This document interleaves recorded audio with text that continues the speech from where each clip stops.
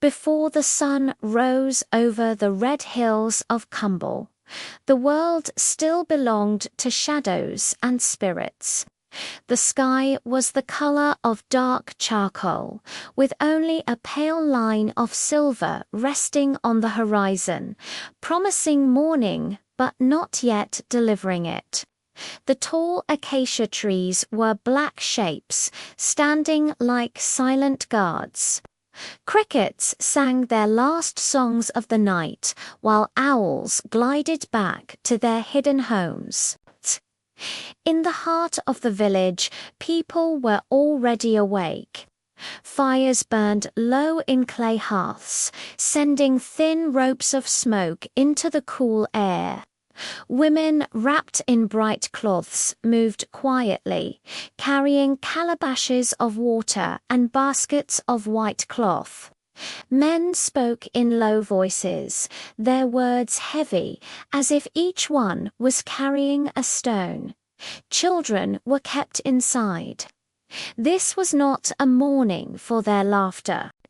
A funeral drum sounded once, then again, slow, deep, final, on a wooden platform in the center of the village square lay the still body of a young woman named Amina.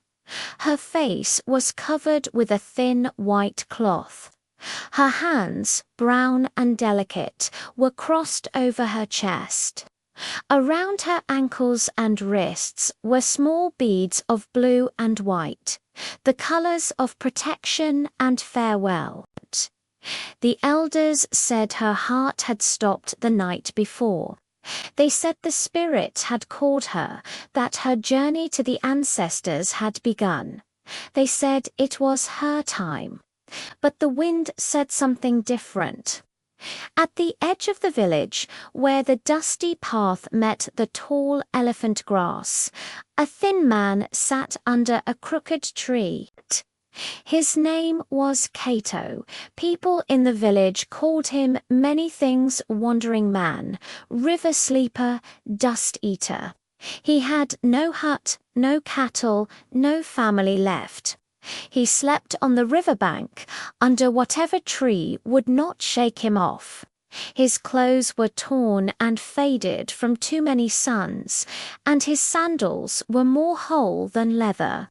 Yet his eyes were clear, dark, and always listening.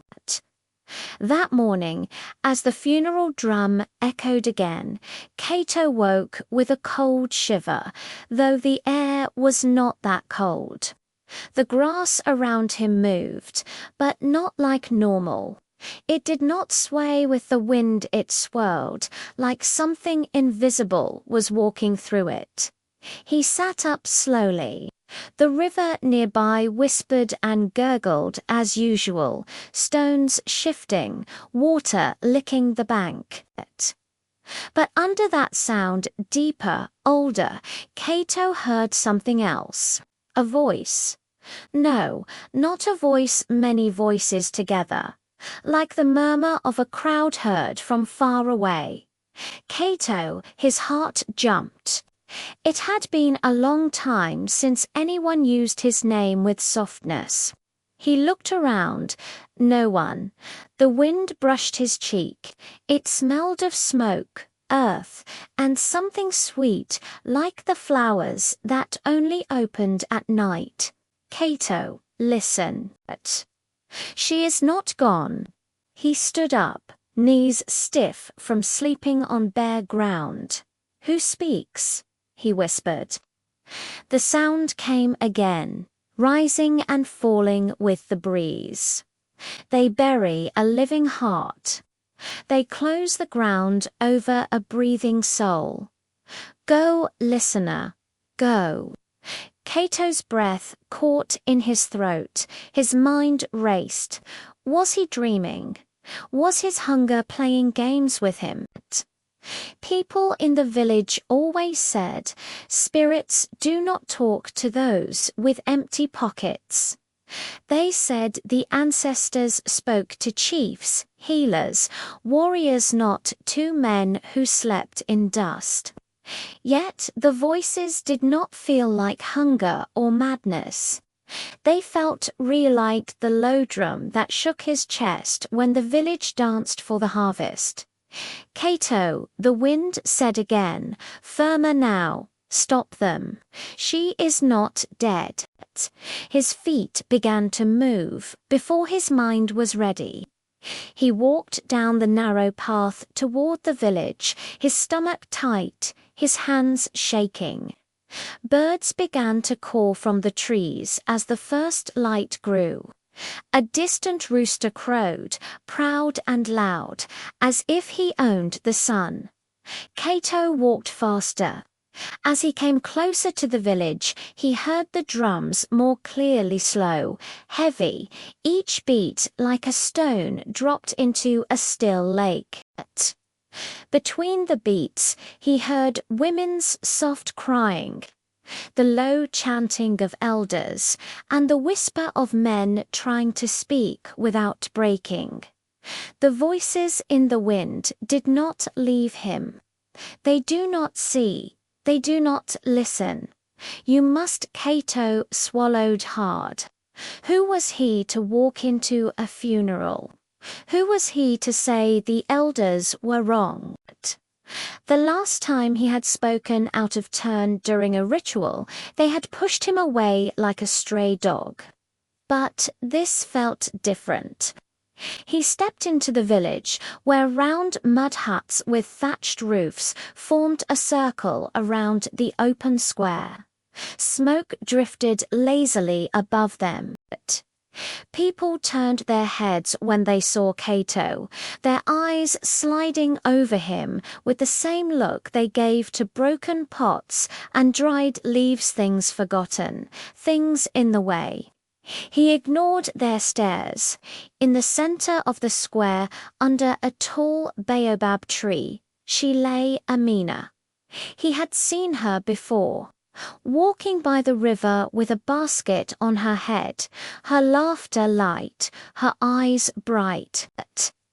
She was the daughter of a respected family, known for her kindness and her gentle voice when she sang during festivals.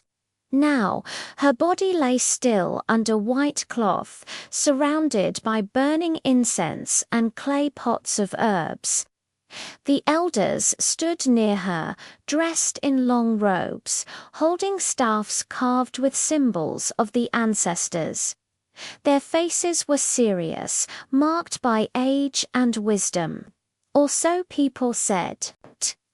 Cato felt the wind blow past him again, turning sharply toward the platform. "Closer," it urged. "Listen for yourself." He stepped forward. Someone hissed from the side, "Why is he here?" Another muttered, "Bad luck. A homeless man at a funeral." A third spat on the ground. Cato heard them, but the wind was louder. The eldest of the council, Elder Mbeku, raised his staff. "Let all be silent," he called. His deep voice rolled like distant thunder. "The daughter of Kumbal goes to the land of our fathers. We return her to the earth. We honor her journey." The crowd murmured with sorrow. Cato's heart hammered in his chest. The wind pressed against his ears like hands cupping them. Now, it whispered, "She is not gone. Speak." Cato's mouth went dry. He stepped forward again, feeling every eye in the village turn toward him. He did not want this, but the voices left him no choice. "Wait," he said, his voice small at first, then louder. "Wait." The drums stopped mid-beat. The village fell completely silent. And the wind, strangely, also waited. Every head turned toward Cato. In that stillness, the sound of his own breathing seemed too loud in his ears. He looked like a shadow that had wandered into the wrong world, thin body, Faded shirt, dusty hair, bare feet half covered with red earth. No necklace, no bracelets, no marks of status. Only his eyes shone, bright and troubled. Elder Mbeku slowly lowered his staff. His wrinkled face tightened. "Who speaks?" he asked, though he already knew. "It is me," Cato replied, swallowing. Cato. A few people in the crowd laughed dryly. Others shook their heads. One man whispered, "Has hunger finally eaten his mind?" The elders stared at him, their faces carved from stone. Mbeku's voice was calm but heavy. "This is not the place for you, wanderer. This is a sacred rite. Step back." The wind curled around Cato like a cloak. "Do not fear," it murmured. Say it, Cato's hands shook, but he raised his chin. "I heard the wind speak," he said. "It called my name. It told me, 'She is not dead.'" A wave of murmurs rose instantly among the crowd. "Blasphemy," Spirit touched. "He is cursed. He smells of river mud and lies." Women pulled their children closer. Men glared. One young warrior stepped forward, his spear in hand. But then, from the left side, a soft but commanding voice cut through the noise. "Let the boy speak," it said. The crowd parted slightly as Grandmother Nala stepped forward. She was not Cato's grandmother, but everyone called her that. Her hair was white like the moon, braided close to her scalp. She wore a simple dark wrapper and carried a small calabash of herbs tied at her waist. She was known as a midwife, healer, and storyteller. Children loved her stories. Adults feared her wisdom because it often revealed what they did not want to see. Mbeku frowned. "Nala, this is not the time for games." She gave him a slow, knowing look. "I have seen many bodies," she said. "I have washed them, prepared them, wrapped them. I have watched the last breath leave. If the wind says something is wrong, we should listen." The wind, one elder scoffed. "The wind talks every day." "Yes," Nala replied. "But not every day do we answer." The wind swelled as if pleased. Mbeku's jaw tightened. He was respected. Yes, but he was also proud. His word was rarely challenged in public. Having a homeless wanderer and an old woman stand against him made his chest burn with hidden anger. Still, he could not simply dismiss them. Kumble was not a place where elders ignored signs. Strange things happened when people closed their ears to the unseen. "What exactly did you hear, Cato?" Mbeku asked at last. Cato cleared his throat. "Before sunrise, the wind came to me by the river. I heard many voices inside it. They called my name and said, 'They bury a living heart. They close the ground over a breathing soul. Stop them.'" Silence followed. A young man in the crowd spat. "So now we should listen to river ghosts and a man who sleeps with them." Laughter rose around him. Nala did not smile. She turned her gaze toward Amina's still form on the platform. "Did any of you," she asked, voice cutting through the laughter, "check her breath after midnight? Or did you simply trust the first fear that said she was gone?"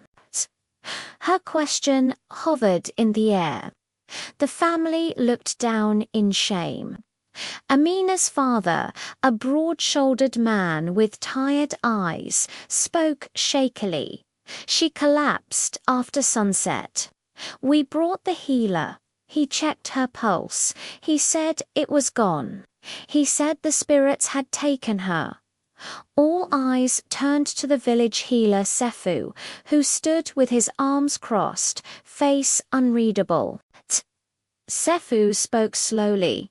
She was cold. Her eyes did not move, even when I shone the flame near them. Her chest did not rise. I felt no heartbeat. What else was I to think? What else? Nala repeated softly. To think we do not know everything. Perhaps the wind stirred the edges of the white cloth covering Amina's face. Cato stared, heart pounding. He could feel it now, an energy that made the hairs on his arms stand. It was like standing near a lightning-struck tree and feeling the memory of fire still in the bark. Mbeku sighed heavily. This is dangerous, he said. If we begin to question death itself, we insult the ancestors. We must let her go. Just as he raised his staff again, Cato blurted out, I heard something else. Just now. Everyone froze. What did you hear? Nala asked quickly, stepping closer to him. Cato pointed a trembling finger toward the platform. A sound, a small one, like a soft breath being pulled in, like someone fighting for air. A few people near the front frowned. We heard nothing. But Nala's brow furrowed. She leaned forward, her old ears straining. The crowd slowly quieted again, the way water becomes still when the wind stops. Then it happened.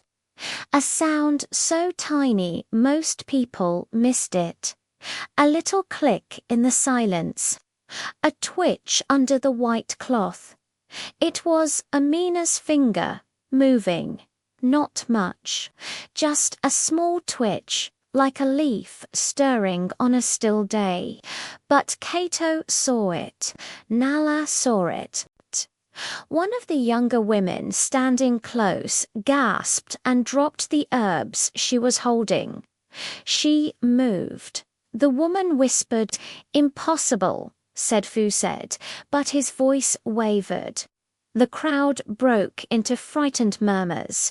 Someone cried, It is a demon. Another called, Cover her completely. A third said, Do not touch her. She is between worlds. It is not natural. The young warrior with the spear stepped forward again. We should finish the rite before something worse happens, he said, fear hiding inside his courage. If she is truly dead, we honor her. If she is not, then she is something else. Cato felt anger rise in him. He did not feel it often most days. He had no energy to feel anything but hunger, but now it burned in his chest. She is not something else, he said. She is Amina. She is alive. Let me prove it.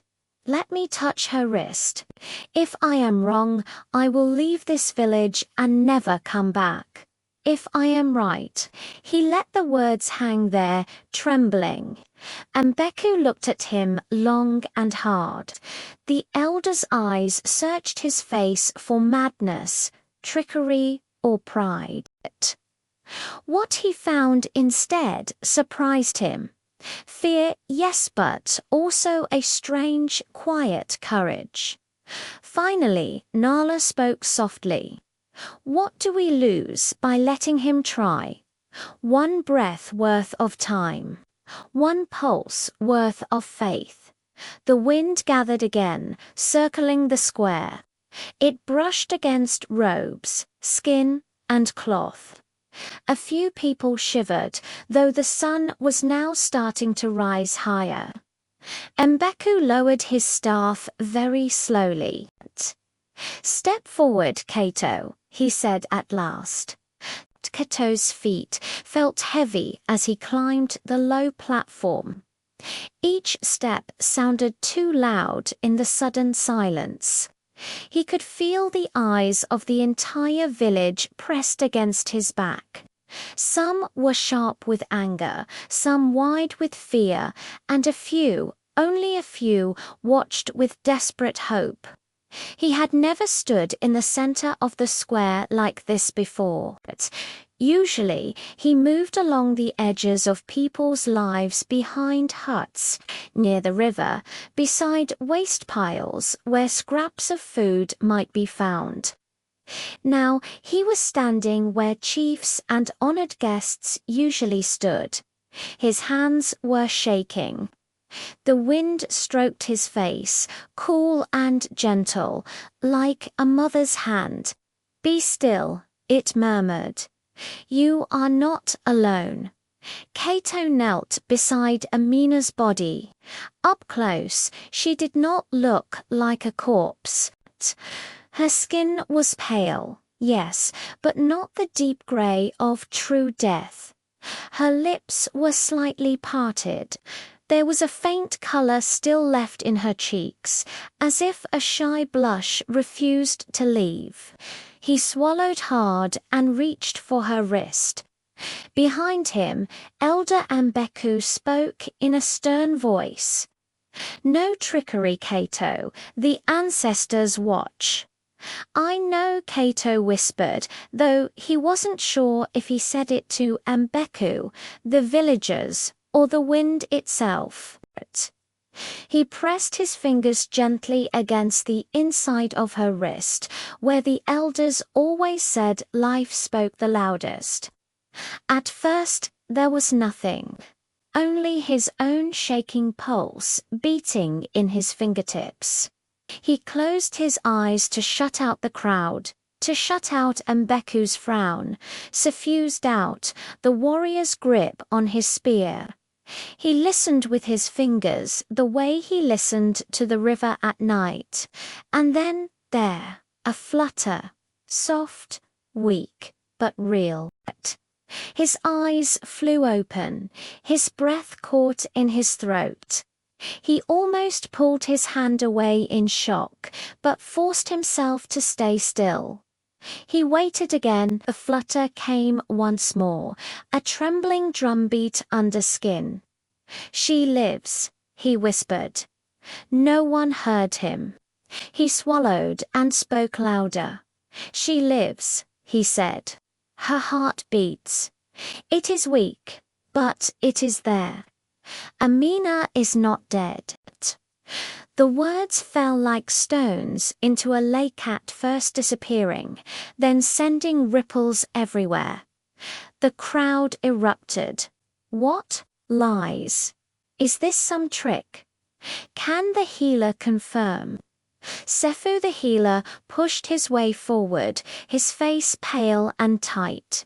He climbed the platform with stiff movements. Cato stepped aside, though he kept his eyes locked on Amina's face. Sefu placed 2 fingers on her neck, just below her jaw. His hand was steadier than Cato's. But as the seconds passed, a sheen of sweat appeared on his brow. He felt it too, a heartbeat. He checked again at her wrist, pressing deeper then lighter. Each time he felt it faint, but undeniable. He looked up, eyes wide, and met Elder Mbeku's gaze. For a long moment, he said nothing. The village held its breath. "Well," Mbeku demanded, "what do you feel?" Sefu swallowed. His voice was barely above a whisper. "A pulse," he said. "She," is not fully gone. A collective gasp shot through the crowd. Some people stepped backward as if struck. Others began to speak all at once. Spirits, save us. She was going to be buried alive. How is this possible? Who could make such a mistake? Amina's mother let out a sob that shook her entire body. Her father's knees almost buckled. Only the support of another man kept him standing. Mbeka's face went from shock to anger in the space of a heartbeat. His pride burned inside him. How could he, the great elder, the voice of tradition, have allowed this? This makes no sense, he snapped. Sefu, you checked her. How could you not know? Sefu's voice was rough.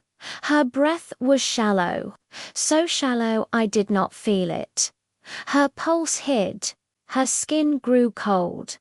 I thought the spirits had taken her. The spirits did speak, Nala said from below, her voice cutting through the rising chaos. They spoke to the only one who listens without thinking he already knows. Her old eyes turned toward Kado. Amina's body stirred again. This time it was more than a twitch. Her chest rose slightly barely, but enough that Kato saw it. The wind around the platform swirled gently, as if taking a deeper breath with her. Remove the cloth, Nala said sharply. Let her see the sky. Some hesitated. It might offend the ancestors to disturb her. One elder began. Nala's eyes flashed. The ancestors are the ones who refused to take her. Do not blame them for your fear. Mbeku hesitated, torn between his pride and the strange, undeniable signs around him. Finally, he nodded once. Do it, he said. Kato reached out with careful hands and lifted the thin white cloth from Amina's face. The light of the rising sun kissed her skin. Her eyelids fluttered as if the brightness disturbed her dreams. Her lips moved, making small, broken sounds. Her mother cried out, Amina, my child, give her space, Nala ordered. Do not crowd her. Bring water, bring warm cloths. The journey back from the doorway of death is not easy. A young girl ran to fetch water from the nearest calabash. Another woman hurried to warm a blanket near the fire and brought it to Nala. Kato stepped back, his heart racing. He felt dizzy, overwhelmed. The wind around him pulsed with quiet satisfaction. You did well, it whispered. You listened when others were deaf. Amina's eyes opened. They were cloudy at first, like someone waking from a long sleep. Her gaze wandered over faces, light, sky, until finally it landed on Kato. She stared at him for a long moment, as if trying to remember where she had seen him. When she spoke, her voice was a dry rasp. The river, the wind, she whispered, a voice saying my name. Her mother sobbed harder. We thought you were gone, she cried. Amina blinked slowly. I walked. Somewhere far, she murmured, between here and there was light and shadow and voices. Some called me forward, some pushed me back. She coughed weakly. Nala gently placed a wet cloth on her lips. Rest, child, Nala said. Your story can come later. But Amina shook her head a little, her eyes still fixed on Kato, filled with tears. I heard another name, she said. The voices in the wind spoke it. They said, he will listen. Through him, you will breathe again. The village went silent once more. All eyes turned to the thin, dusty man who had slept by the river and begged for food only the day before. For the first time in many years, Cato wanted to run. Not from hunger, not from kicks or insults, but from the heavy weight of attention. He felt suddenly small under their stares. Mbeku cleared his throat, his voice rough. This changes many things, he said. We cannot bury her. We must care for her. And we must understand why the spirits chose to speak through a man we have treated as less than a stray dog. The wind brushed Cato's ear again. Because you were empty, it murmured, and empty vessels can be filled. As the sun began to slide down the sky and the light turned golden, the villagers gathered once more in the square. A large fire was built at the base of the baobab. The flames licked upward, sending sparks into the evening air. Drums were brought out again, but this time their rhythm was not the slow beat of farewell, it was the low, steady pulse of calling. Mbeku stood at one side of the fire. Nala at the other. Sefu the healer placed a small bowl of herbs into the flames. And smoke rose, thick and fragrant, smelling of leaves, bitter roots, and hidden secrets. Cato was asked no commander to stand directly before the fire. He obeyed, though his legs felt weak. Shadows danced across his face as the flames moved. His heart beat fast, but he kept his eyes open. Tonight, Mbeku said in a loud voice so all could hear, we ask the spirits why they spoke through Cato. If he is a chosen messenger, let it be known. If he is a trickster, may the truth burn through his lies. Cato swallowed, a tight knot formed in his stomach. He looked at Nala. The old woman gave him a steady nod, her eyes calm. Do not fear, the wind whispered, circling the fire. Truth does not fear fire. Mbeku began a chant in the old language. Words few young people understood, but all felt. His voice was deep and strong. The other elders joined him, their tones weaving together. The drums matched their rhythm. The flames grew taller. Cato felt the heat on his skin, but he did not move back. Sweat gathered on his forehead, but the air around him also grew strangely cool, as if the wind and fire were fighting for space. Suddenly, the drums stopped on their own. No signal was given, no hand motioned. They just stopped. The last beat hung in the air like a held breath. The wind rose. It swirled around the baobab, rustling leaves, lifting dust from the ground. It tugged at people's clothes and hair, made the fire lean to one side, then the other. Children clung to their mothers. Some men tried to stand tall, but their eyes were wide. A voice came not from the elders, not from any person, but from the space between the fire and the tree. You ask why we chose him, the voice said. It sounded like many voices together, old and young, male and female, strong and gentle. You ask why the wind carried his name. People fell to their knees. Even proud Mbeku bent his head. The voice continued, "You did not feel her breath. You did not see her color. You trusted only your eyes and your pride. You forgot to listen with your hearts." The flames snapped, flaring higher. "You passed the poor man every day," the voice said. "You threw him scraps, or nothing at all. You spoke of him as dust, but dust hears the earth better than those who live high in houses of clay and wood." Cato trembled. "We spoke his name," the voice said, "because his heart was empty enough to carry our words. His ears were open. His spirit was soft.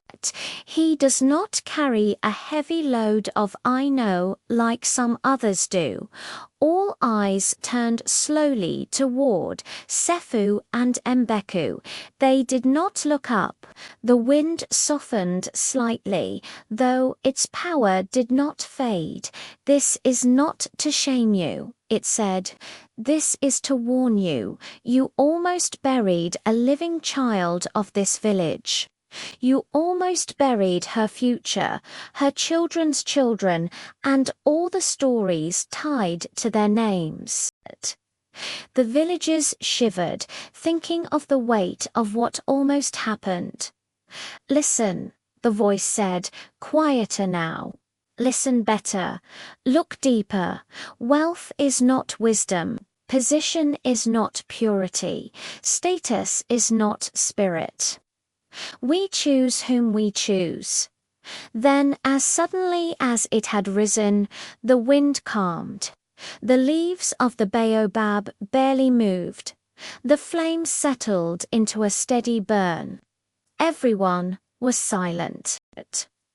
Cato stood very still, the echo of the voices vibrating inside his chest. He felt small, but not in the old way. Not as trash, more like a small rock at the bottom of a riverine scene, but part of something large and flowing. At last, Mbeku lifted his head. His eyes were wet. He looked at Cato, not as a beggar, but as a man. "The spirits have spoken," Mbeku said hoarsely, "and we have much to learn." The morning slowly turned to afternoon, but the people of Kumble did not go to their farms or fields. No one felt like working while a girl who was almost buried alive lay breathing in the healer's hut. And the poorest man in the village stood at the center of a mystery. Amina rested inside Nala's small hut for a while, wrapped in soft cloths, warmed by a gentle fire. Nala had insisted she be moved there, not to the healer's place. "I trust the herbs of the earth," Nala told them, "but today we must also trust the ears of the heart. The girl needs peace, not too many hands touching her at once." Sephu did not argue. Shame sat heavy on his shoulders. The village healer had always walked with pride, certain of his skill.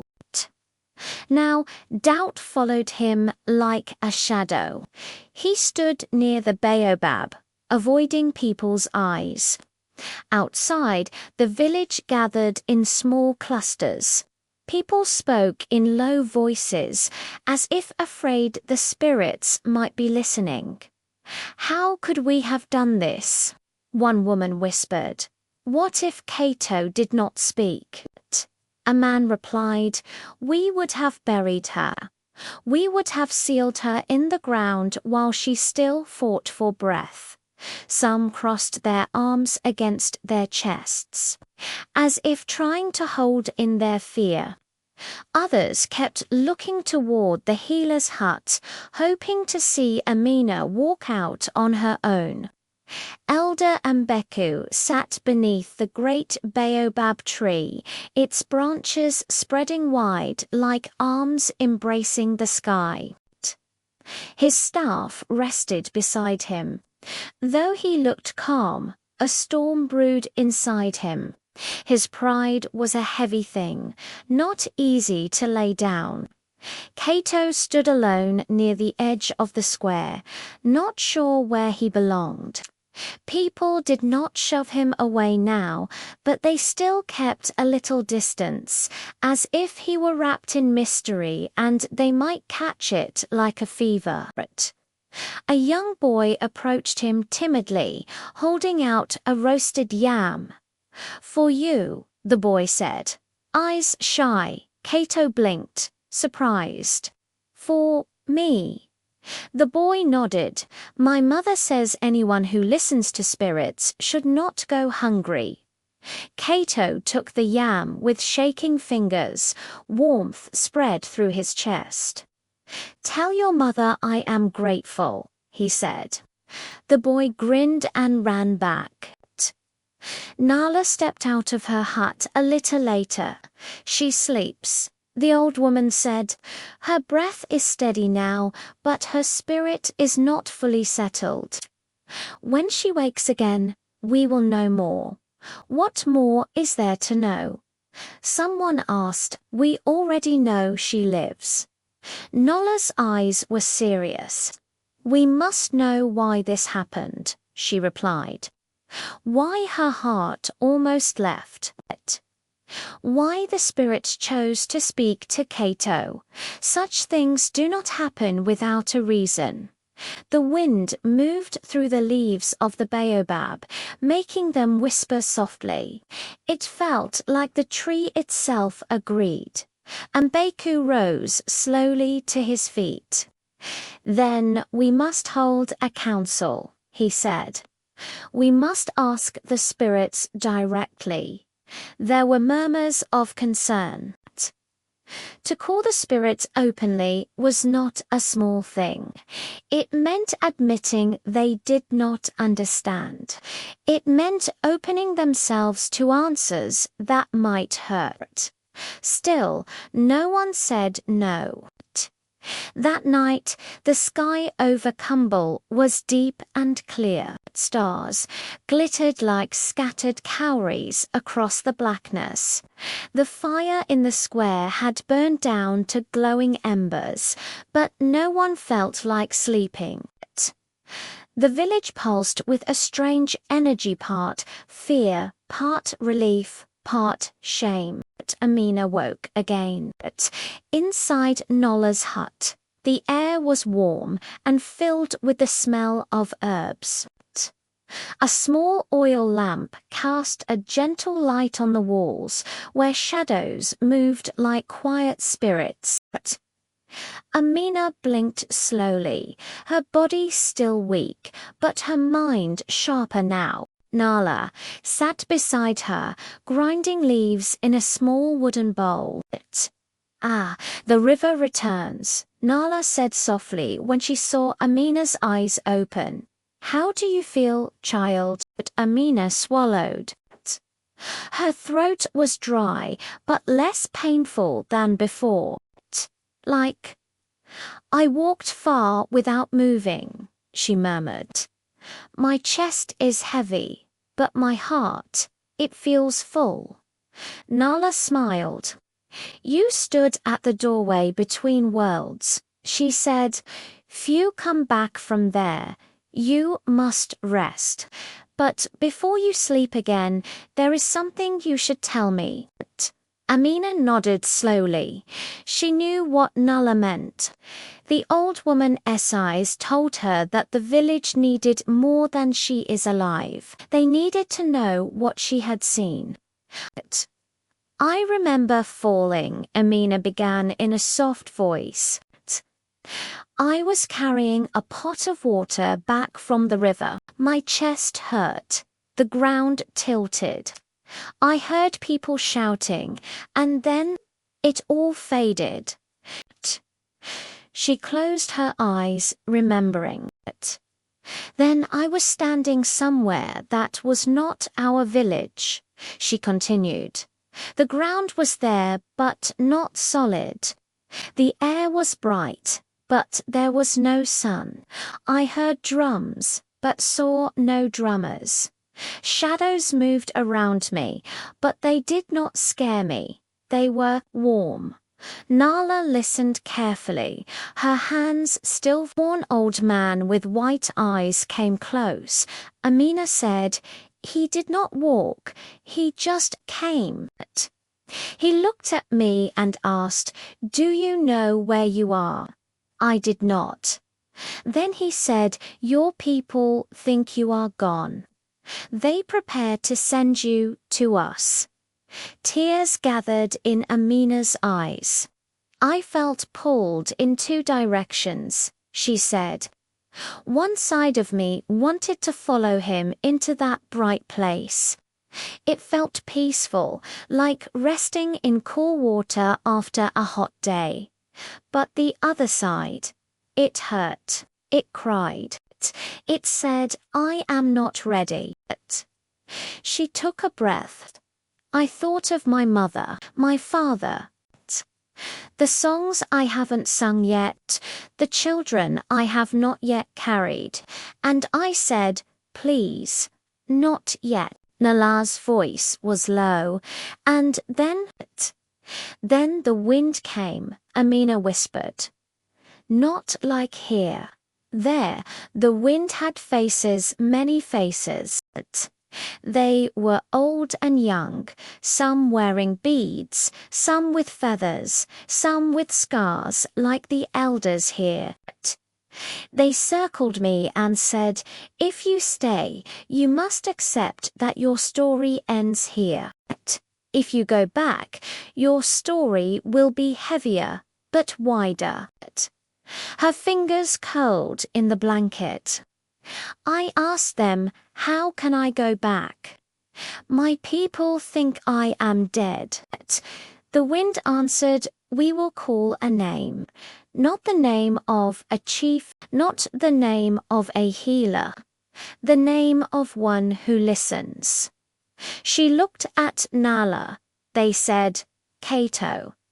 Nala nodded slowly. "So it is as he said. The wind truly spoke." "Yes," Amina said. "They said he would be the only one whose ears were not filled with his own voice. They said many in the village had grown deaf to small signs. They said if Cato listened, I would breathe again. If he did not, I would walk forward with them into the bright place." A silence settled in the hut. "I felt myself fall backward," Amina said, "away from the bright world. I heard crying. I smelled smoke, and then my chest burned like fire, and I wanted to scream, but I could not. I heard drums. I tried to move my fingers. It was like lifting stones." "You were lifting your life," Nala said quietly. Amina's eyes filled with tears again. "I owe him my breath," she said. "A man we barely see. A man people throw words at like stones." Outside, footsteps approached the hut. It was Cato. He stood at the entrance, unsure if he should enter. He raised a hand slowly. "Grandmother Nala," he called softly. "They told me she woke I. Can I come?" Nala said, "but step gently. Her spirit is as soft as new leaves." Cato ducked inside, his tall frame bending low under the doorway. He smelled of smoke and dust and river water. He kept his eyes down, not sure if Amina wanted to see him. "She did, Cato," she whispered. He looked up, surprised to hear his name, said like that with warmth, not pity or scorn. "I am glad you breathe," he said awkwardly. "The village needs your song." She smiled weakly. "I heard your name in a place without ground," she told him. The spirit spoke of you as if you were a drum that finally answered their hands. Cato's cheeks warmed. I only listened, he said. The wind could have chosen anyone. No, Nala said. The wind chooses where it is heard. Today it was you, tomorrow, maybe someone else if they learn from this. There was a pause. Outside, a small group had gathered near the hut. Beku Sefu, Amina's parents, and a few others. They did not enter, but they stood close enough to hear bits of the conversation. Shame and hope fought inside their hearts. At last Mbeku called from outside, voice gentle. May we speak with her too? Nala glanced at Amina, who nodded. They entered one by one. Mbeku looked older than he had that morning. Sefu's shoulders drooped. Amina's parents moved to her side, touching her carefully, as if afraid she might vanish like smoke. My child, Mbeku said, bowing his head, we have wronged you. We almost let you go before your time. For that, I ask forgiveness, not only for myself, but for all of us who did not look twice, did not listen twice. Amina's father added, voice breaking. We trusted what we saw. We did not ask the wind or wait longer. We did not think to question. Sefu stepped forward, eyes full of regret. I am your healer, he said. I am supposed to protect life. I failed to feel your heartbeat. I failed to doubt my own certainty. I let my title be heavier than my care. Amina looked at them, thinking of the bright place, the wind, the choice. Her voice was soft but clear. I forgive you, she said. But you must also forgive one another, and most of all, you must forgive the truth when it does not match your pride. The words sat heavily in the room. Nala smiled faintly. The girl walks between worlds once, and now she speaks like an old ancestor. She said, good. The village needs such words. Cato watched silently, feeling like a stranger inside his own story. He turned to leave, but Amina's voice stopped him. Wait, he paused. You will not go back to the riverbank, she said. It wasn't a question. It sounded like a promise. You will not sleep in the dust again. If my life continues because of you, then part of my home is yours too. Her mother nodded quickly. Yes, she said. You will have a place. You will not walk hungry anymore. Not in this village. Cato's throat tightened. He had slept in the open so long that the idea of a roof felt unreal, like dream smoke. Mbeku added, more than a hut, Cato, from today. You will sit with us in council when we speak of signs, dreams, or strange winds. You will be a listener for the village, a bridge between the whispers we ignore and the actions we take. Cato blinked, heart pounding. I don't know if I am worthy, he said. Nala chuckled. The ones who ask that question are usually the only ones who are it. In the days that followed, life in Kumble did not return to normal. It became something better. At first, people moved carefully, as if afraid the spirits were watching more closely than before. They spoke softer at the river in case the wind was listening. They did not laugh at Cato any more when he walked by. Some greeted him with respect. Others still felt unsure, but they no longer spit his name like a curse. Cato was given a small hut near the baobab tree, not far from the square. It was simpler mud wall, a thatched roof, a mat to sleep on, a clay pot for water, but to him it felt like a palace. The first night he slept there, he lay awake for a long time, listening to the roof whisper and the wind slide along the walls. "Thank you," he murmured into the darkness, not just to the people, but to the unseen ones too. Amina grew stronger each day. Soon she walked outside, slowly, supported by her mother at first, then alone. Children stared at her with big eyes, half in awe, half in fear. To them, she had been both dead and alive. That made her special in a way they did not understand. Sometimes, in the evenings, she sat under the baobab tree with Nala Cato and a few elders. Together, they remembered the day of the almost funeral and discussed how to keep such a mistake from ever happening again. "We must wait longer before we say, 'This person is gone,'" Nala said.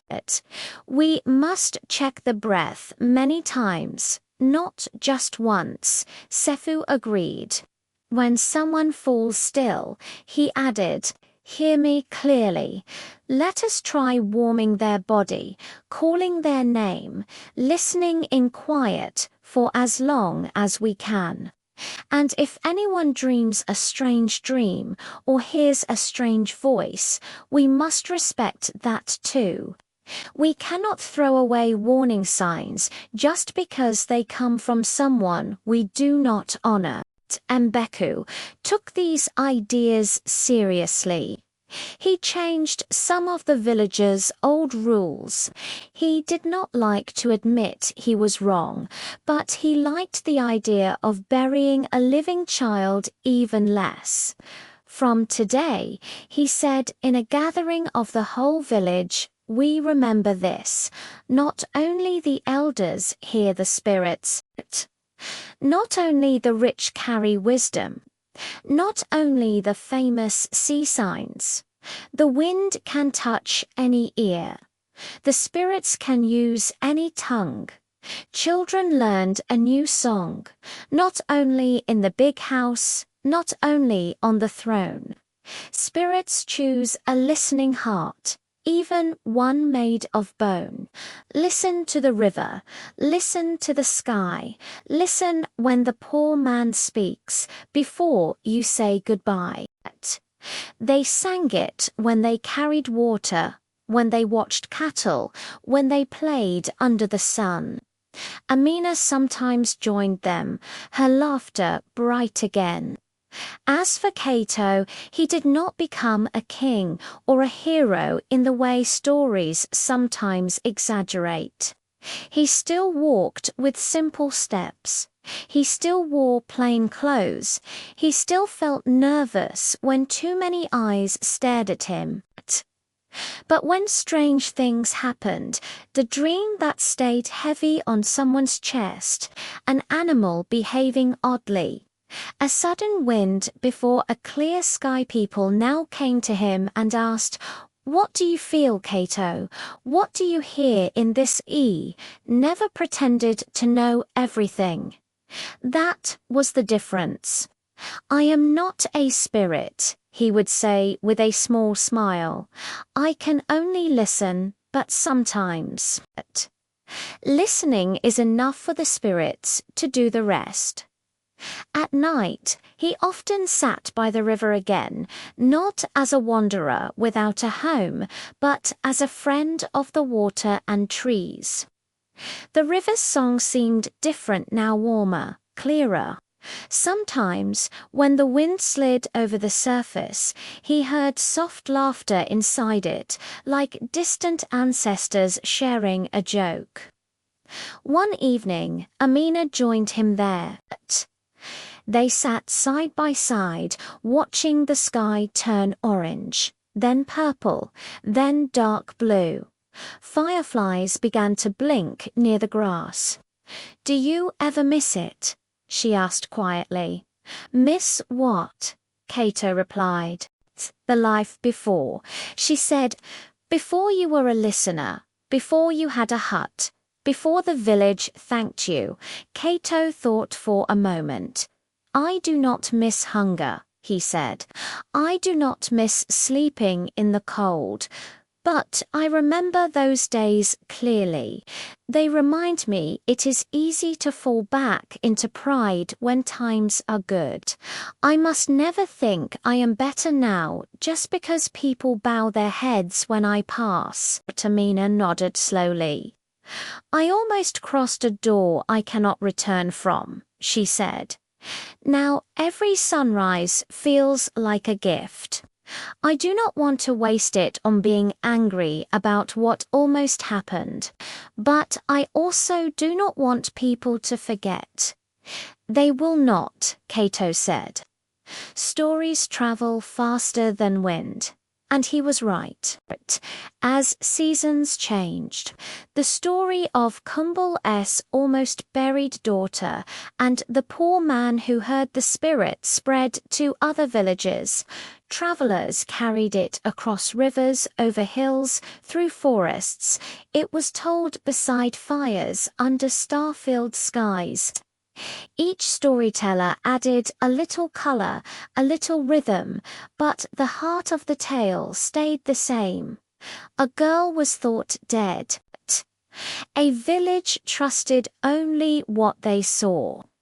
A poor man listened to a voice others ignored. The spirits chose him because his heart was not full of himself. Many years later, people would still say when someone poor or quiet spoke up, "Listen first. Remember Cato, remember Amina, remember the day the wind refused a funeral." And the moral of the story, the one elders repeated to children, was simple but strong. Never judge the value of a voice by the clothes it wears.